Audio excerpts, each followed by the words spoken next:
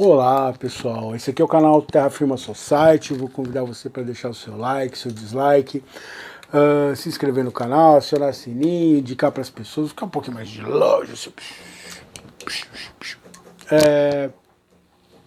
Aquela coisa toda do YouTube aí.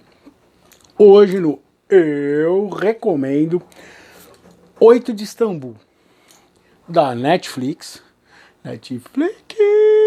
Eu falando bem de vocês aqui. Me contrata, eu queria ser tradutor de vocês, mas vocês não quiseram, que eu fiz 78 na prova e eu tinha que ser 80. Mas isso é outra história.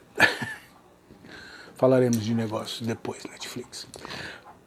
Uma série turca, cara, muito legal. Eu tava conversando com a minha amiga Thaís Mota Diniz, a gente sempre conversa sobre questões de psicanálise, né? A gente tem uma discussão meio que constante assim sobre literatura, né? A gente trabalhou junto muito tempo, então a gente sempre via WhatsApp as nossas conversas desencontradas que a gente manda áudio um pro outro, aí 4 dias depois o outro responde. Mas é um modo de se comunicar, né? E a gente estava conversando de séries, né? Quando ela me indicou o Show de Truman para fazer o vídeo que eu já estava pensando em fazer, ela falou dessa série do 8 de Istambul, assim. E ela não assistiu. E eu assisti assim numa. Eu estava sozinho aqui, né? Que a Laís ainda estava resolvendo as coisas referentes a o que aconteceu com o pai dela e tal. Tava dando uma ajuda para a mãe dela. E eu fiquei, e eu tava de quarentena aqui, por causa do contato do coronavírus aí. E aí eu fui assistir, então eu acabei assistindo assim, assisti o primeiro episódio e parei. Bem no meio. Cara, a hora que eu terminei o primeiro episódio, aí foi. E que série fantástica. Ela vai falar de 8 pessoas, na verdade você vai ter mais que 8 pessoas. E aí, essa série, para você entender melhor, você precisa ter 2 conceitos interessantes antes.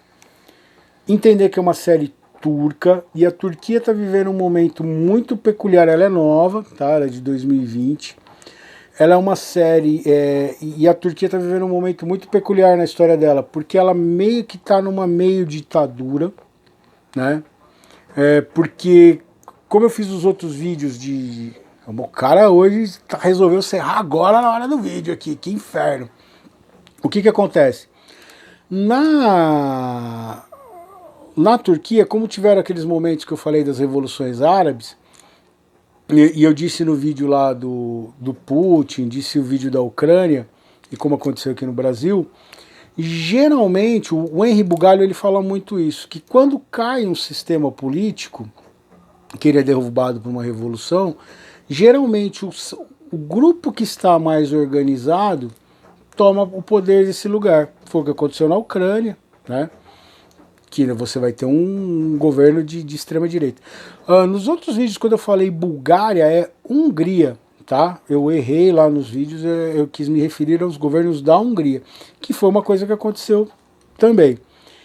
E na Turquia, houve uma revolução na Primavera Árabe, né? E o governo caiu. E quem tomou o governo foi a Irmandade muçulmana, que quis transformar o país numa teocracia. E aí você teve uma segunda revolução, e hoje a Turquia está quase como se fosse uma ditadura, né? Uma ditadura meio velada. Só que dentro dessa revolução de pouco tempo, o islamismo voltou com muita força. E uma grande questão que é colocada nesse seriado é a questão da religião, mas não fica explícita. Ela sempre aparece direto, mas de uma maneira bem interessante. Então é o lance das mulheres usarem véu. Então você tem a psicanalista. Então qual é a história? Então aqui está um ponto número 1. Já já eu vou chegar no ponto número 2, porque ele é legal ele vir num segundo momento aqui, depois da trama. Você começa a história com uma moça, a personagem principal, que ela desmaia. É uma moça jovem, ela mora com o irmão, esse irmão tá com uma mulher que tá com problemas de depressão, ela tentou se matar, eles têm 2 filhos, né? E essa moça, ela desmaia do nada. E ela vai procurar uma ajuda psicológica. Alguém fala assim, acho que você está com um problema que não é de saúde física, você está com um problema de... Você está psicossomatizando isso daí. E ela vai procurar uma psicanalista da rede pública. E essa moça, ela usa véu, ela é muçulmana e tal. E essa psicanalista, ela é a mulher moderna, assim, da Turquia. Então você vai ter esse choque cultural que você tem hoje dentro da Turquia. Então eu fico imaginando para os turcos que assistiram essa série, como deve ter sido interessante ver isso explicitado, assim. E aí você vai entender por que ela tem essa visão. E ela não quer atender a moça.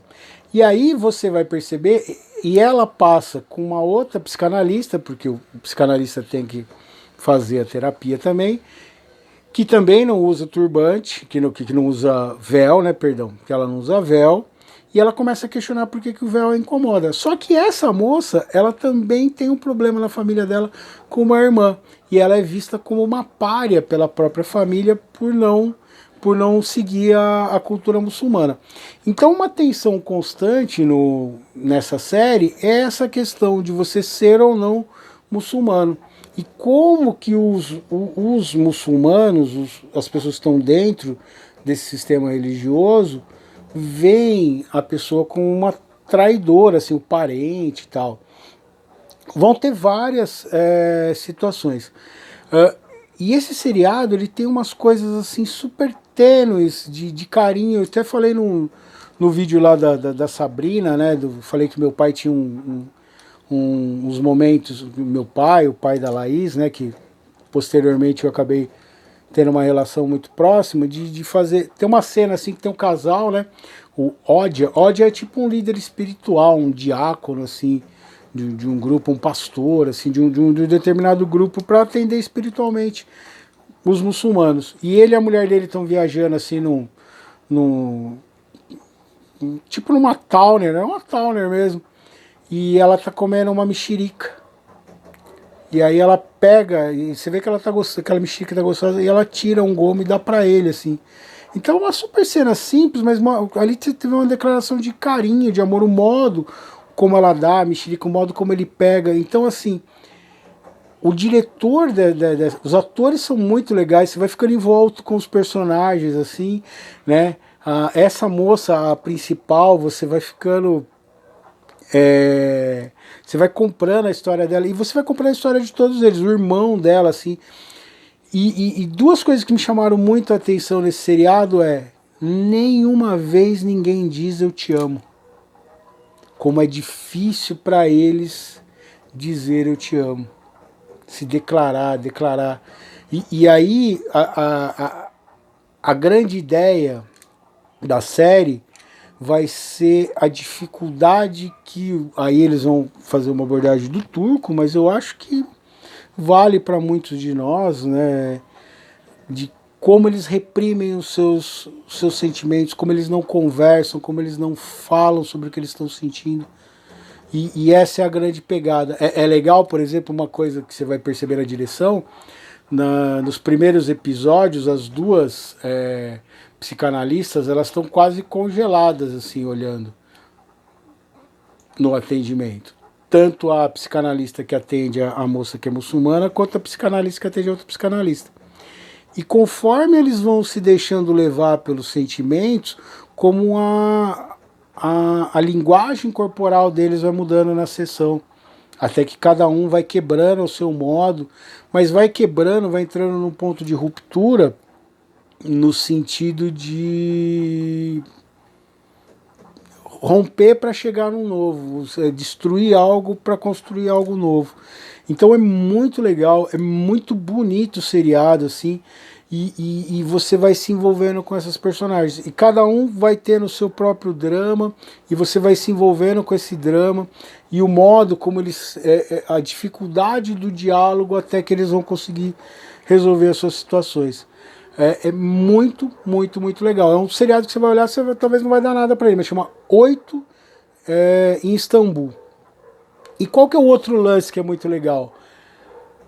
Que eu deixei para agora, a influência da novela na vida dessas pessoas. Tem uma atriz, né, de novela que ela é atriz, ela é ela mesma no seriado, e sempre você vai ver como que eles deixam os seus sentimentos para a televisão. Então eles não conseguem se relacionar com a pessoa que está do lado aqui, externar esses sentimentos, mas você vê que o turco é um povo extremamente emotivo, assim, extremamente emocional. Só que ele vai fazer isso com a televisão. É legal você ver uma influência de novela brasileira, assim, a Turquia é uma grande consumidora de novelas brasileiras, e como a televisão é importante para eles. E o interessante é que no final de cada episódio ele termina com um cantor que é tipo um Roberto Carlos deles, né, se apresentando. Ou tem um, por exemplo, que vai acontecer uma morte e termina as imagens do cemitério. Então o diretor coloca de uma maneira assim, no meio da série, essa questão da linguagem que eles têm, a relação que eles têm com a televisão também. Então, muito legal, vale a pena assistir assim.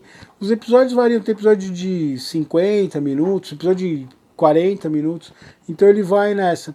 E é muito legal, assim, emocionalmente é muito, muito interessante. E aí eles colocam duas coisas que você vai ter assim. Como que você fica preso a um passado e esse passado vai te corroendo e você não consegue se livrar dele. E você vai cultivando essa infelicidade dentro de você. E como que você não...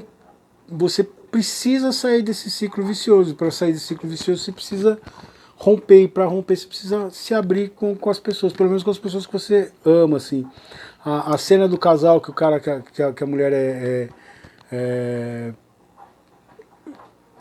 tá com sério problema de depressão, por um problema muito seríssimo dentro ela foi vítima de uma violência, assim. Eles têm uma cena muito bonita onde eles vão... E ele tá sempre bravo com ela, assim, porque ele não quer... Ele quer ajudá-la, mas ele não consegue, porque ele não consegue resolver o problema dele. E no último episódio, quando eles têm uma conversa, eles não vão falar eu te amo, mas eles dizem eu te amo naquela cena de um jeito muito louco, assim, com a linguagem corporal, e o cara chora, assim, é muito... Olha, assista, porque vale a pena, vai te surpreender, assim... Depois que você meio que começa a entrar na brisa de ouvir, e é falado em turco, então, mas é muito legal. O poema de hoje vai ter a ver com isso.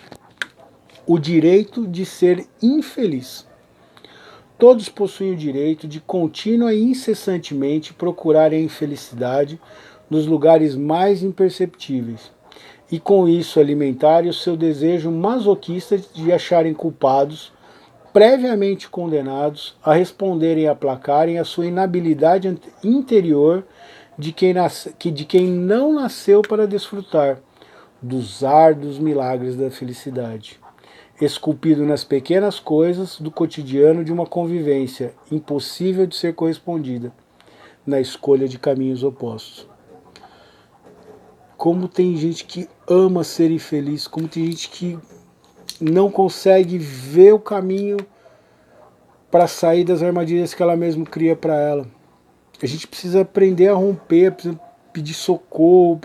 Mais do que nunca a gente percebeu isso nessa época da pandemia. E tem gente que ama ser infeliz. E a gente não pode fazer nada por ela. Como eu coloco na escolha de caminhos opostos. Se você escolher ser feliz e a pessoa ser infeliz, por mais que você faça para tentar tirá-la de lá, ela vai querer continuar ali feliz na infelicidade dela, nesse paradoxo muito louco assim. Então, esse seriado ele vai tratar muito disso, das pessoas que vão procurar a infelicidade. Ele é duro de assistir, mas ele é gostoso, e você vai ver isso em algumas personagens, em como é muito louco você manter uma escolha dessa. Te convido a ser feliz. Mas se quiser ser infeliz, deixa o dislike. Se você quiser me deixar feliz, deixa o like, se inscreva no canal, passe para outras pessoas, e a gente se vê em outro vídeo de Terra Firma Society. Grande abraço.